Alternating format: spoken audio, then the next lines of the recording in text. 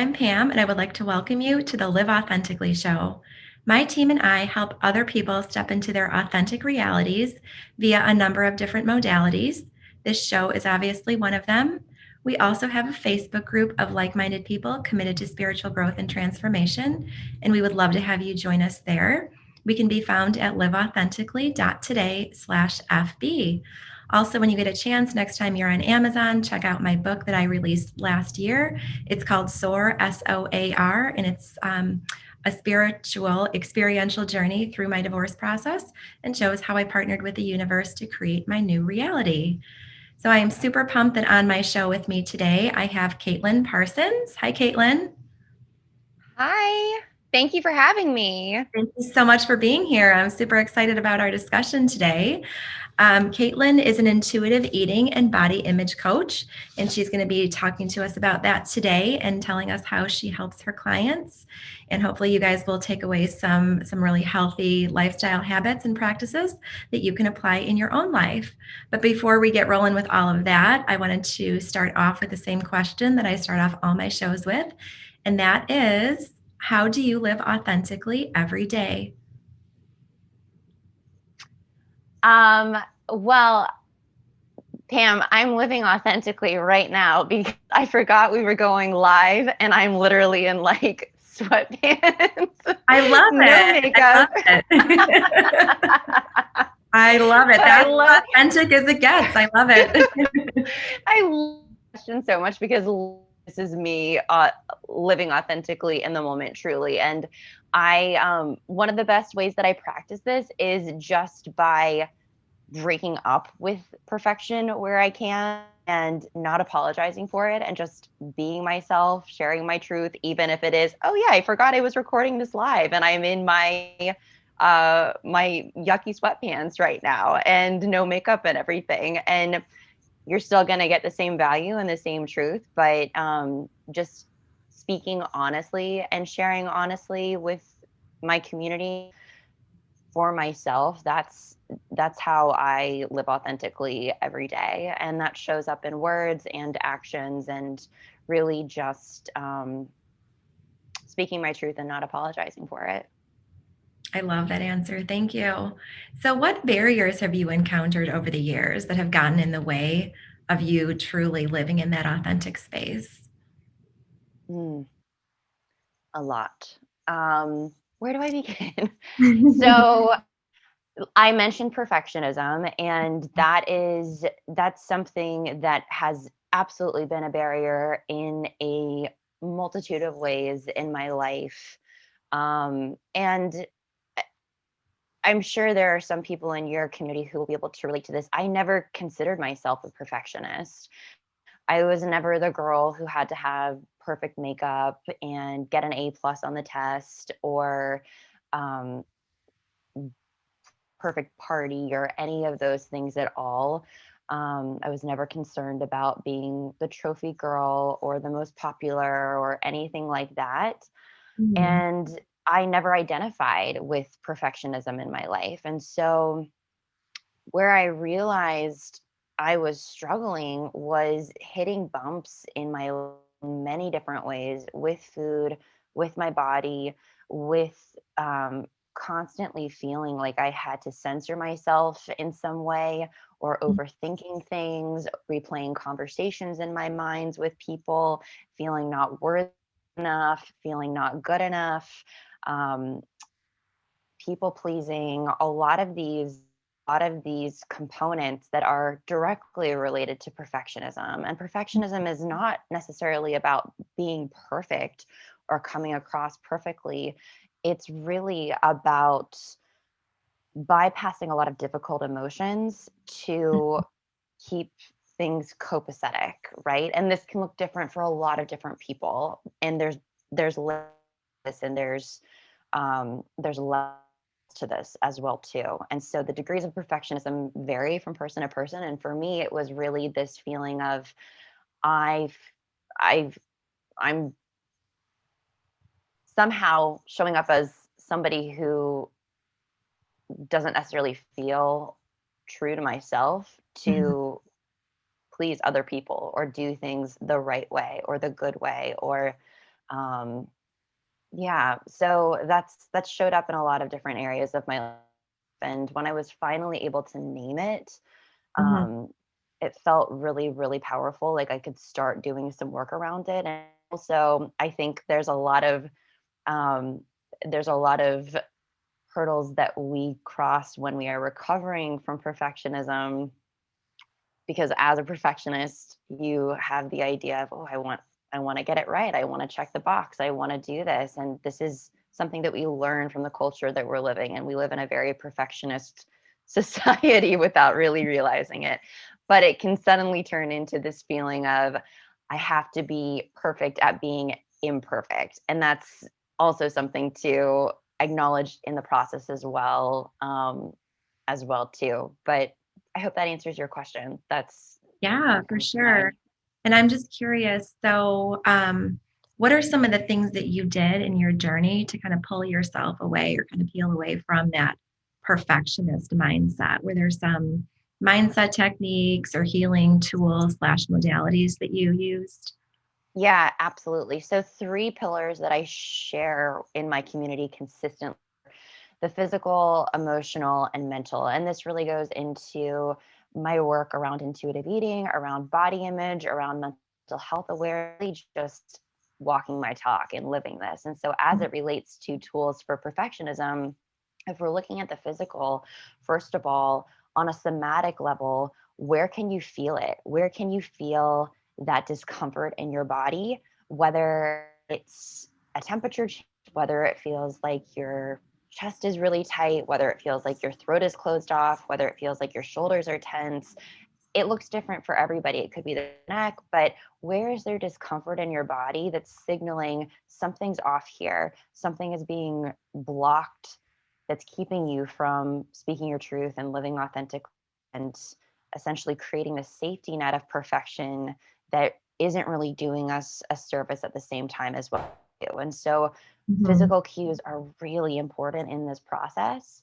And so just becoming aware of when and how they show up for you individually is a really good way to just begin building awareness of how this shows up in our body. And, we call them feelings for a reason. We feel them in our body first, and emotions are just feedback as well, too. And so if we can really build a relationship around our emotions in that way and embrace them rather than feeling like run for them, and learn how to sit discomfort, that is one of the most valuable tools for doing this work, especially because as it relates to perfectionism, a lot of the reasons why we fall into perfectionistic patterns is to avoid that discomfort at all costs, because most of the time we haven't been tools or learned the skills to navigate discomfort. And this is really common in our society as well too. We live in this culture that just um, encourages us to sweep things under the rug and put on a happy face and pull ourselves up by the bootstraps and just keep going and not really look at those hard emotions. And, the interesting thing is, when we're looking at discomfort, there's so much beauty in discomfort. There's so much learning in discomfort. And where I really want to challenge myself continuously, but certainly my clients and my community, is how can we embrace the bad days just as much as we're embracing the good days, rather than running from them, rather than pushing them aside? And what can we learn? How can we get curious? How can we build in that compassion that creates that safe space for ourselves to do that work? So that's kind of a multifaceted answer to the physical. The emotional component is similar as well too, and kind of similar to what I was saying before too, but just learning how to sit with that discomfort and learning how to be and recognizing, I'm noticing in my body, I'm feeling that physical sensation that's giving me that indication that something's off, and then I'm having a response in some way to my world that is not necessarily comfortable, and trying to name that emotion as well too. And it, saying this is perfectionism isn't an emotion. Perfectionism has emotions to it. And so really naming what emotion you're experiencing and trying to go a little bit deeper with that emotion as well too is really powerful. And this takes time. And I always say, with my clients, this is a muscle that we have to flex. This is a Mhm. muscle that we have to really be attuned to and to work out consistently. This emotional regularity and awareness is something that we're not really taught to strengthen by society standards, and for most of us at least. And so, really being diligent in particular about, okay, how can I be with this emotion? How can I name this emotion? Why am I feeling this emotion? Getting curious about that as well too. And then the third pillar of this, the mental part of this, acknowledging where your mind is and when you're in that what is, or excuse me, that what if versus what is mindset. And Okay.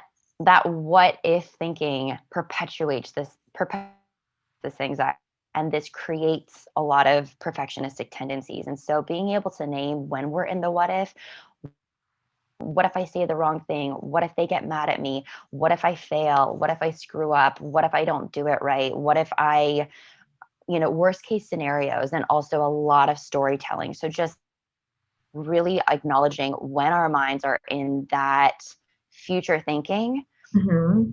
naming it and reeling it back into our truth and naming what is right now. And in terms of getting grounded in the what is, a really practical tool to be able to start doing this is this sounds a little boring and it does take practice, but to really just start naming things around you, and starting to understand this is a mindfulness technique, but Mhm. what are the colors that you're seeing? What are the objects around you? What's the temperature like around you? What are you sitting? Are you standing? Just very tangible and tactile things that are grounding you in the truth of right here, right now. And Mhm. just beginning to go through that exercise, it brings your mind into the current state of being versus at working. And our mind can only focus on so many things at one time, right? And so getting into that pattern of acknowledging, okay, I'm storytelling, I'm in that what if state of mind, naming it and bringing it back in. And then Mhm. the fourth piece of all of this, the physical, mental, and emotional, is becoming comfortable with being imperfect and just acknowledging it is what it is, and practicing imperfection when you can. Mhm. And this is really shows up in a lot of different ways, and this is really building that muscle for yourself that helps you tolerate imperfection in ways that are relevant for you. So it might be, hey, I leave the dishes in the sink for a day. How does that make me feel? How do I how do I respond to that physically, mentally, and emotionally? Um, it could be I have the conversation that feels hard and I just Mhm. for it. And how do I sit with that afterwards? And how does that feel physically, mentally, and emotionally? It could be not saying something and just kind of not speaking up when you're used to speaking up, and controlling different environments and situations, and just noticing how that feels to kind of back. So, like I said, this work is really specific based on the individual, but those are just some really general examples of how to begin um, moving through the process of breaking up with perfection.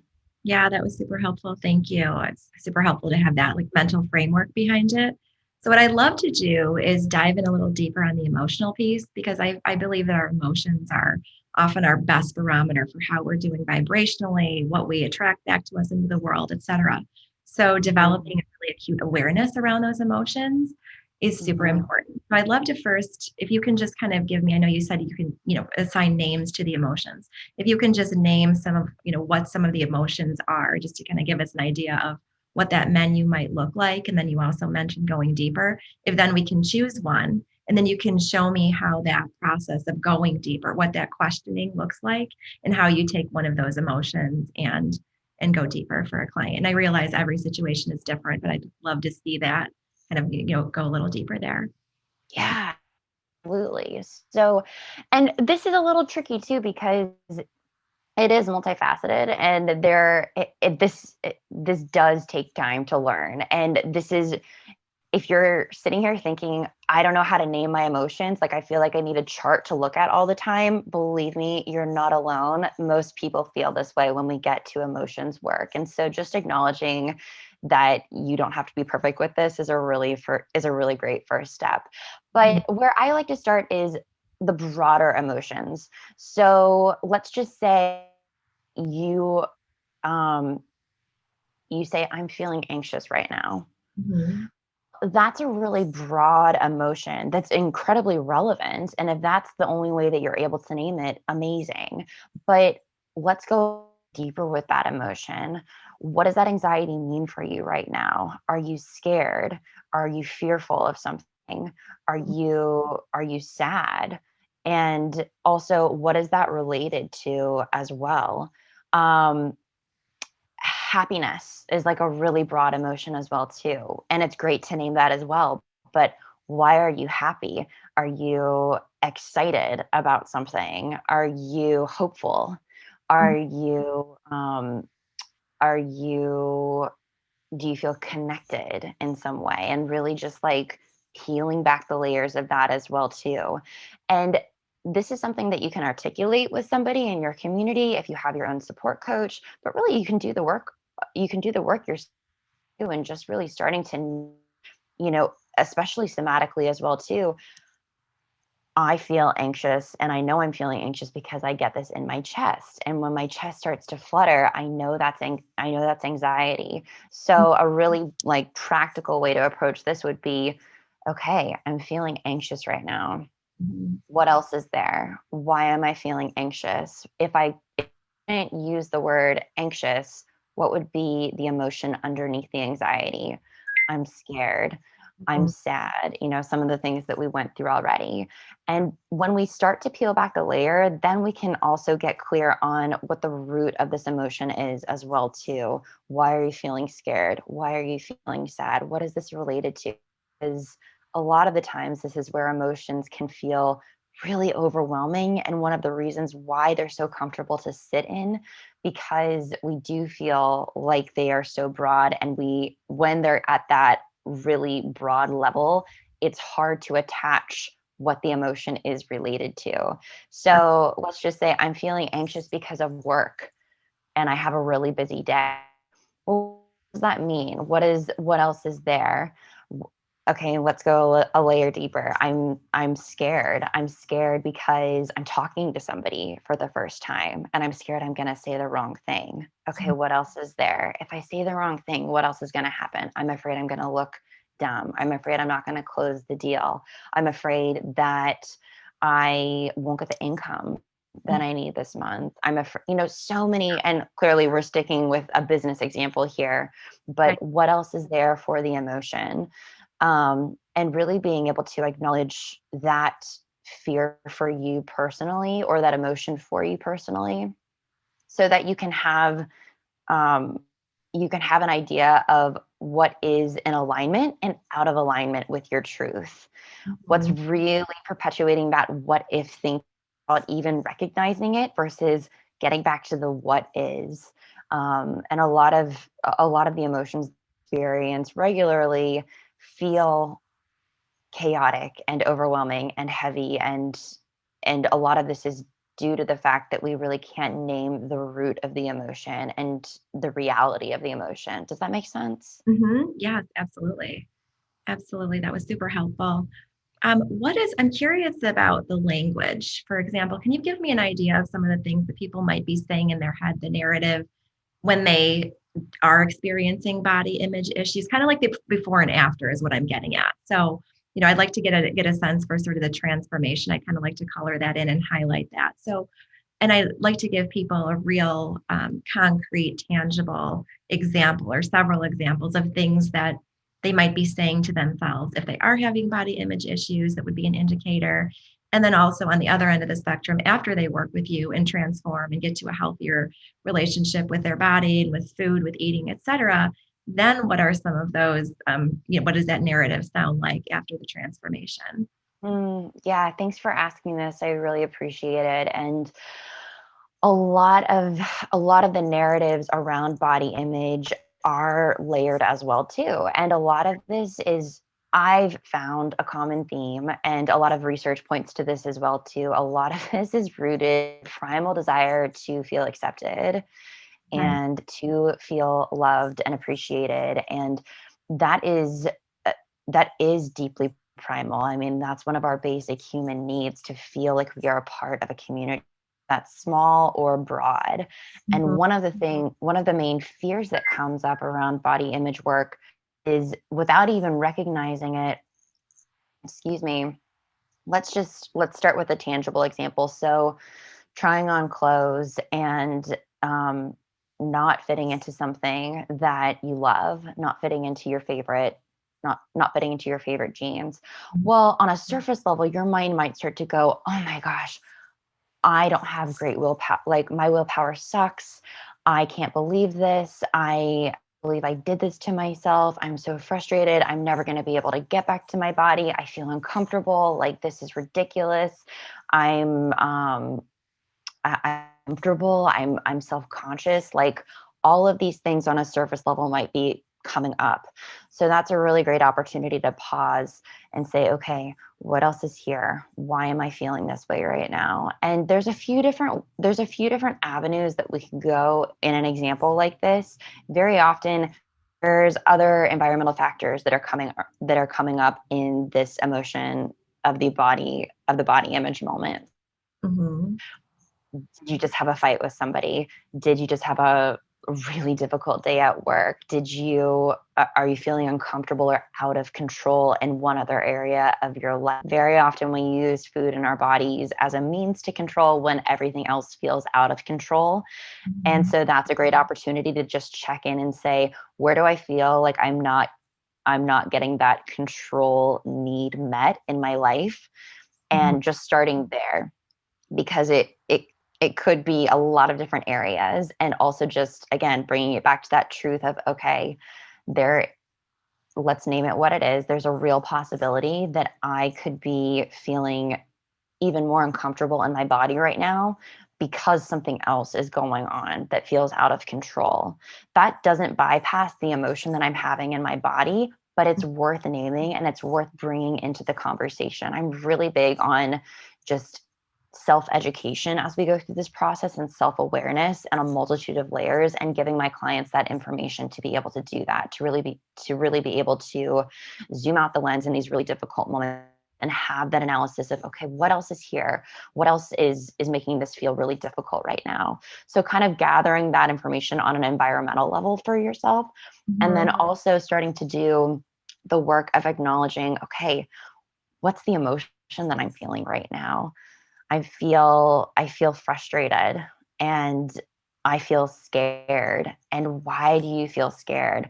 Let's start with a body part. Let's just say it's your hips, because you don't fit into your jeans, and your MO is your hips, and that's just been your problem, like problem area, quote unquote, that you've just really struggled with and just feel a lot of grief around. Mhm. And starting to peel back the layers of, okay, if I don't fit into these jeans, what is going to happen? And this could go into, I'm afraid my partner won't have sex with me. I'm afraid that they won't find me attractive. Um, I'm afraid that I'll lose friends. I'm afraid people will talk about me. I'm afraid that I won't be able to buy certain clothes, and really just naming the fears that are coming up and going layer by layer by layer. And this also, I kind of just went uh, the root of the issue first. This can be layered before it actually gets to that feeling of unworthy or unlovable or unacceptable in some way. And not every single body image moment is going to root back to that, but very often it is the fear that's associated with that for a lot of us. And really being able to identify the other components that are at stake here. Mhm. And this is also why I'm big on education for body image as well, to really learning the indoctrination into your own body image by way of society that we live, by way of the that we live in. Um, this is based in our history, generationally, cultural messaging, systems of oppression, all of these things. And so in these difficult moments too, this is really important to acknowledge, is this me, or is this the system telling me that I should be this way? And the system that's telling everybody in my life worthiness around our bodies as well too. I'm a big proponent of a grief period in body image work, as well as getting angry when it's appropriate at the systems that are at play as well too.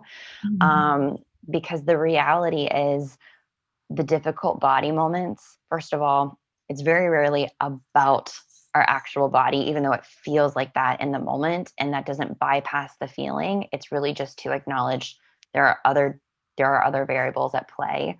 And also the cultural messaging, the learned beliefs, the learned behaviors around our bodies. It's very external, and it's really by way of diet culture and the society that we live in that has created worth around bodies, and um, that very subconscious, consistent fear around bodies because of that as well too. Thank you. And I want to bring this back up in just a second because I'm curious about some daily practices that I want to ask about. But when you get to a place where you have full body acceptance and self-love and you're really in a really good place, what types of things and what are examples of things what exactly would that narrative sound like? Like, I love how I look, I love my body. Like, what are things that we should be telling ourselves when we're in that healthy state? Great question. And I, so I like to be very real when it comes to body love. And I really like to acknowledge that that can create a lot of uncomfortable emotions and feelings of unworthiness in and of itself, because Okay. body positivity, body love is a really trendy phrase right now. And the reality is that takes a while to get there, if at all.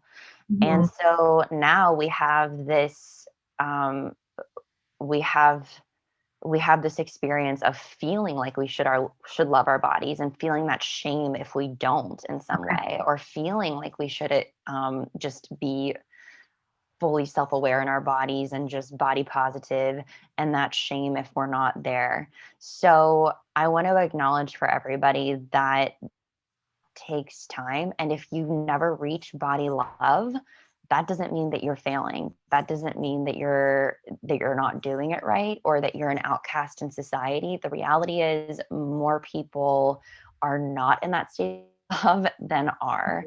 And so where I really like to strive to move clients towards is a place of body neutrality, and Okay. really just, and building from there, and really using that as a measure of how can we grieve our bodies? How can we learn, first of all? How can we really understand what dynamics are at play to create this discomfort in our bodies, first of all, and go through that very personal process that is related to your personal body history, um, your relationship with food, all of these really individual aspects for your own personal body image, going through that, mourning through that, and then hoping to a place of just body neutrality, Mhm. and really just experiencing life in a body, detaching from the worthiness of our bodies, detaching from the um, dramatic highs and lows of our bodies, detaching from our life experiences and our bodies in terms of, my body has to be this way to be able to do this, or to be able to participate in this, or the worthiness, and kind of disassociating goals with our bodies, and Mhm. really just achieve uh, striving to achieve just being in a body and moving Mhm. through life, and really appreciating our body. Appreciation is kind of the next level, but really just moving through life in our bodies. And then, like I mentioned, the next phase of this is that appreciation, which Mhm. also takes time too. We can hang out in body neutrality for a really long time, and that feels way better than body loathing and body shame and body grief and body discomfort, even just getting to that place where you can say, I'm in a body.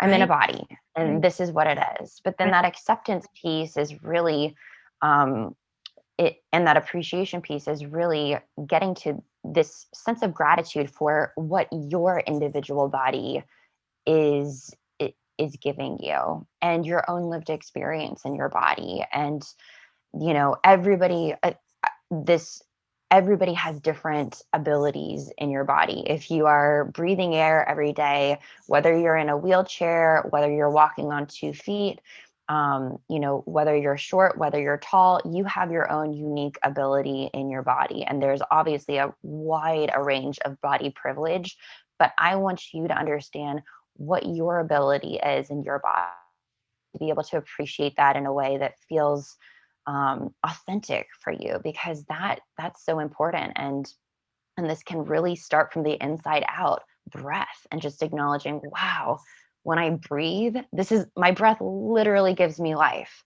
My breath allows me to function every single day. And just if breath feels like the lowest hanging fruit for you to be able to start with in terms of body gratitude, go for it.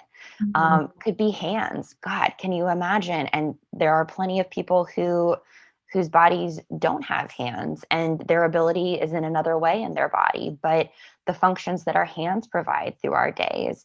One of the best ways that we can provide, or just a glimpse of body gratitude on a really practical level, is if you ever have experienced an injury or if you've ever experienced an illness of some kind.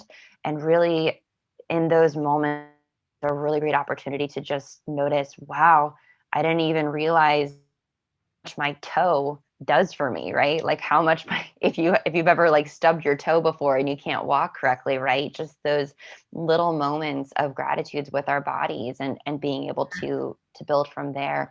And then your other question about how does this look like? Uh, how is this kind of on the other side of just being able to accept our bodies?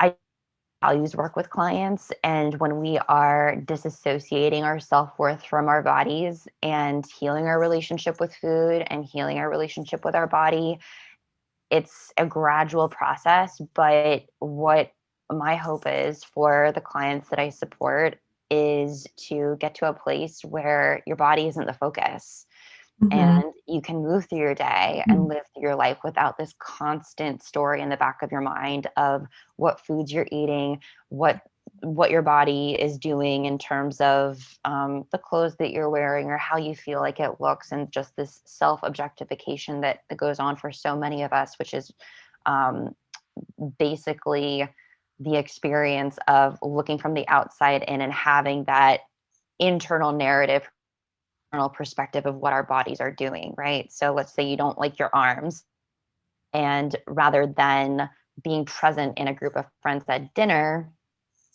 you're sitting there thinking about your arm all the time, or thinking about how greasy your hair is, or thinking about how your chin looks or something. And so getting to the place where that narrative isn't there anymore, you can just be present um and in the moment in experiences. And I want to just highlight that um this is a journey and it's not black and white, and there's not this finish line that we experience where it's like, oh yeah, you do the body image work and then everything is great and you never have to worry about it over again. The truth of the matter is we live in a culture that is constantly emphasizing our bodies and our worth, especially as women, female identifying, and also for men as well too. It's becoming more prevalent. And Mhm. so having days where you don't feel great in your body, that's most likely going to happen. What Yeah. I hope to achieve with, and for myself as well too, is moving through those days more quickly. Mhm. And that's a great way to just indicate the progress in body image work. The days where you hit the bumps and you feel like, oh my gosh, I just don't feel great in my body. I feel self-conscious or I feel uncomfortable in some way. Rather than that, you out and researching different foods to restrict, or um, social engagements or things that are going to perpetuate all of this mental drama around your body, to get to the place where you have a set of tools and skills to be able to navigate those rougher days in a way that just moves you forward and keeps shifting. Love that. So everything that we've talked about so far it's super deep, emotional, heavy work, which is absolutely necessary and foundational in order to move through this in a way that sticks. Right. But I'm curious, does your coaching ever involve any like super light, fun ways to treat, do you ever recommend any fun ways to treat yourself to make you feel better about your body in the moment? I'm talking about like super light, fun stuff like going shopping and like focusing on buying clothes that fit or buying a really nice moisturizer or skincare. Like, I'm just wondering if that's part of your regimen as well. Yes, absolutely. And I'm so glad that you said that. And I appreciate you calling me in around this too, because this can feel really heavy and really emotional. And the truth of the matter is, I'm sure that there are coaches who are with their clients, and there are probably clients who appreciate that tone as well too. Yeah. I love to bring humor into this work. I think that there is so much power in humor as we heal, and really getting to the place where we can look at opportunities to just laugh and to just let go and keep things light, and not to bypass the difficultness of the emotions that we're experiencing or the bumps that we hit along the way. It's really important to give ourselves the space to feel those intense feelings, but also to just acknowledge that it doesn't have to be so heavy. And where is the opportunity to laugh? Where is the opportunity to just look at situations humorously? I have one client right now who is just such a great example of this. And most of my clients know this in our work. Like, we laugh a lot, and you have to be willing to go there. And they cry a lot too. That's a part of this. As I have one client who, we sit in sessions sometimes, and random things will happen, or she'll say something and we'll just look at each other and just have a moment where we burst out laughing. And that is so much growth on her part, because it wasn't always there. And especially in the beginning, it does feel really heavy. And so getting to the place where we can just keep it light, keep it fun, acknowledge when we're being too much for ourselves in terms of just the intensity, and having that choice to keep things light as well too, because in reality we're in control of our emotions to a Right. large extent. And so being able to say, can I give myself permission to just lighten up right now, and Mhm. what would that look like for me? And a really great tool for this is just smiling. And that sounds so cheesy, but it's true. When we smile, it's this physical response in our bodies, and it heightens our endorphins, and it really, um, it's not creating it's not to create uh, toxic positivity in any way, Mhm. but it can help bring us out of that dark when we're ready, and Yeah. also shift the way that we're feeling in our bodies. And yes, your other question about just what we can do aside from just the emotion and the humor and everything, self care is huge in all of this. And I define self-care more radically than a lot of the things that we hear today. I think that self-care is emotional expression. I think that it's setting boundaries. I think that it's learning how to communicate in a really healthy way. I also think that it's learning how to take care of yourself in your own unique way, and that includes taking breaks, having fun, playing in your day. Mhm. Just a lot of my clients are very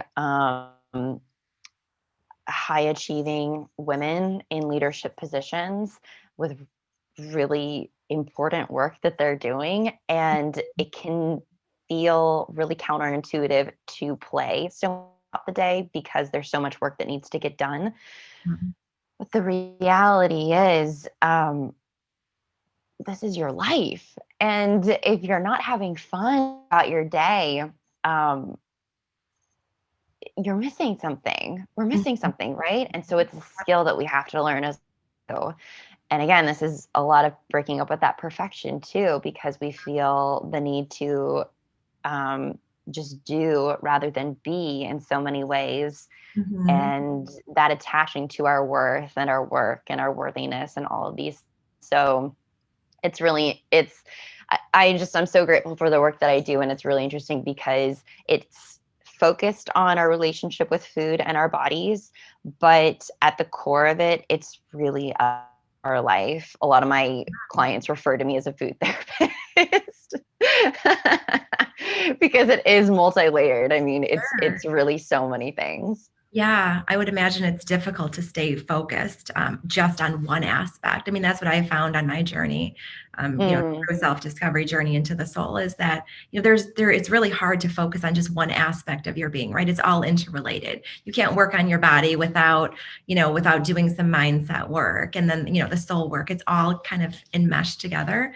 And I have experienced too that it can have a tendency to feel serious. And I do intentionally bring it back up and try to lighten it up. And I love that you mentioned humor. Humor is, I'm such an advocate of humor. I mean, I'm constantly like acting, I mean, not in the professional space so much, but, love humor, like constantly acting silly with my kids and joking and, doing like some pseudo stand up stuff. I think that that's so important because this journey doesn't have to be all serious. It doesn't have to be somber. It doesn't have to be that 100% of the time. I think it's important that we do lighten it up and go into those higher vibrations of joy and humor, because again, just those are higher energies, and we'll feel better about ourselves and attract better. So love mhm. that. So I love everything that you brought up today. So tell me about, give you a chance to do like a little commercial for you and your business and your services that you offer. So if someone came to you and said, I'm looking for a self-image body coach, can you give me an idea of the packages that you have, or give me an idea of how you work with clients? So right now I just work with one-on-one clients. I Mhm. have run groups in the past, but I work with one-on-one clients. So just depending on if I have space or not, the first step would be just reaching out, um, filling out the application to schedule a call, and really from there we'll determine where you're struggling, if this is a great fit, and moving forward as needed from there. I work with clients in a minimum container of 6 months, and Mhm. then from there, adding on as needed in terms of maintenance and just continuing and going deeper with the work. But the first step would be scheduling a call and just assessing where you're at and what this work is and next steps. I also have a podcast that I put out regularly. It's every Tuesday. It's called the Modern Girl Podcast. And this is a platform where women come on and share their personal body image stories, Okay. and also expertise as well too. We have a host of incredible women from all walks of life, from therapists to coaches to fashion experts, and just lots of really cool careers and women doing amazing things who can provide value in this line of work as well too. Um, and I also send a weekly email on Sunday that really captures all of this as well. Awesome. Well, you're doing such amazing work in the world, and I'm so happy you were able to come on my show today and tell us all about it. So, if people would like to get in touch with you directly, what is the best way to do that? Probably my website. I always say that's a one-stop shop for everything. You can sign up for my email there. My Mhm. social media is all linked there. Um, and the application to schedule a complimentary breakthrough call is there as well too. Awesome. Awesome. Can't wait to check it out. So, thank you again for being here. It was such an honor to have you come on my show and share all of these amazing lifestyle habits and all of this wisdom about positive body image and helping people move forward in a healthy way. So, thank you You're very s- much. you're so welcome. Thank you so much for having me, and I love connecting with different communities. One last thing that I mentioned that might be helpful for your community as well too. On my website, I have um, a free download for an intuitive eating workshop. So I know we talked a lot about body image today. If anybody is hearing this and feeling like I really need support with food, that's a great free resource. It's I think a 50-minute workshop explains intuitive eating in a practical way. Get started on your own as well too. So that's linked up on my website. But thank you so much, Pam, for having me. This was awesome. You're welcome. It was my pleasure. Thank you. And thank you to all of our guests. I so appreciate you guys listening. As you know, I believe that time is a choice, and I am grateful that you have carved time out to come and listen to Katelyn and her many messages that she had today. So thank you again, everyone, and have a wonderful day. Bye.